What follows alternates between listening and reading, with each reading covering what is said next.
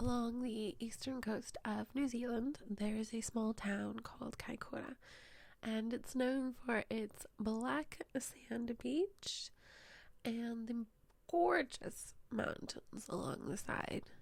As you can see in this drone footage, it's just stunning.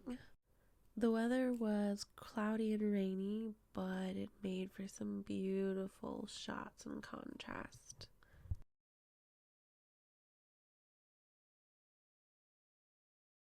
The day before I arrived in the evening, so I decided to do a coastal walk to see the seal rocks, and this is the viewpoint from there, and you can see the seals hanging out on these rocks. And part of the coastline walk, you can see these cows. That cow was scared, but the rest of them were really cool, and I fed this one again and again and again. He couldn't get enough. And then I tried a baby cow, and it was really shy, but then eventually he did give in. And yeah, then I started to make my way on to the next spot.